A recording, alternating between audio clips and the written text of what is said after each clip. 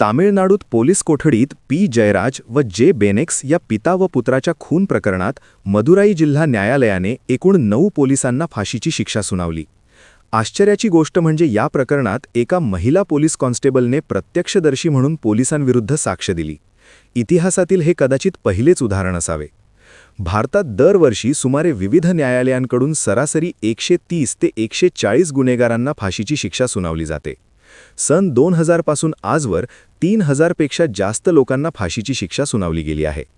परंतु वास्तवात उच्च न्यायालयांनी व सर्वोच्च न्यायालये ही केवळ 4.9% एवढ्याच प्रकरणात फाशीची शिक्षा कायम ठेवतात व जवळपास उर्वरित 95% फाशीच्या शिक्षा रद्द किंवा आजन्म कारावासात रूपांतरित करतात.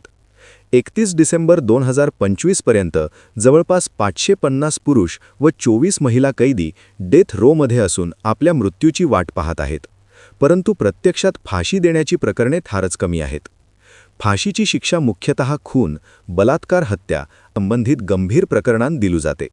तरीही सर्वोच्च न्यायालयाच्या रेअरेस्ट ऑफ द रेअर निकषामुळे आणि मिटिगेटिंग सर्कमस्टॅन्स म्हणजे आरोपीच्या पार्श्वभूमी, सुधारण्याची शक्यता इत्यादी तपासण्याच्या निर्देशांमुळे उच्च न्यायालये सावध राहतात.